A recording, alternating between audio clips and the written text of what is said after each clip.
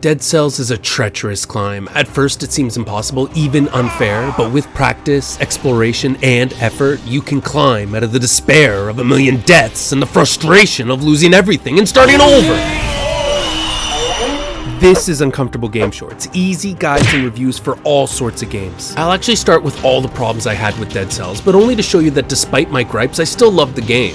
Not because of the story, mind you. It started off intriguing about an ancient city ravaged by the malaise, a lethal disease of mysterious origin. You learn this by reading notes left behind, but it has a strange ending, locked behind hell-level difficulty and confusingly overlaps with crossover content in the game. Because I unlocked an item called Face Flask that only hurts me while getting mutations from a guy in a bag, and because I can do this, I assumed anything was possible. So when I found a special item from a whale, I thought maybe I'm friends with Meow? Everyone's calling me the prisoner. Maybe Meow's trying to help me break out? Turns out it's a character from Slay the Spire. I've never played this game before. To my dismay, I never saw Meow again.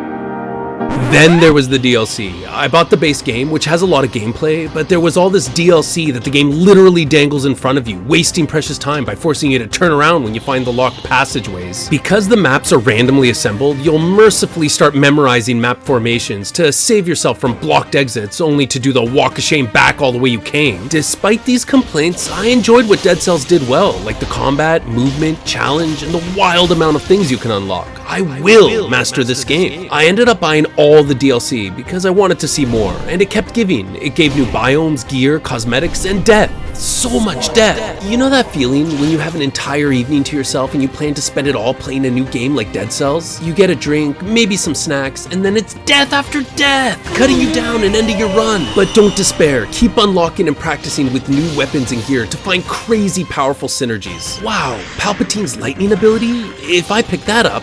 Score. It's a good game, I think. Gear is divided into 3 categories. Purple, which focuses on tactics, ranged attacks, and some deployments. Red brutality is often fast attacking and close range. And green survival typically has larger and slower attacks with a variety of shields for defense. Whatever you pick can be customized further by selecting up to 3 mutations, and one even gives Face Flask a purpose. Virtually everything is viable, and some things feel overpowered, like when you're one-shotting mobs and using the silky smooth movement system to dart around. It's rare to have a platformer that flows up and down as smoothly as it goes left and right. It may seem cheap, but in order to survive, I constantly exploited the dumb AI, hanging on and watching my abilities bite their way through the enemy forces. This isn't cowardly, this is a blessing. I needed this, and I'm not beneath admitting that. I mean, there's enemies and even treasures that stack curses on you, putting you one hit from ending your run unless you kill that many enemies. I couldn't hide on chains forever though. The game kept me in check by introducing more tenacious and lethal mobs. And then, in the end, Dead Cells gives you the malaise, the disease which ended a civilization and slowly increases the difficulty of your run if you don't move and kill fast enough. You will be surprised by the enemies. Some can teleport, jump, cloak, and even fire through terrain. And the bosses feel so powerful as they snap your body, ending your run and leaving you to wonder what the last hour of your life even meant. Can I really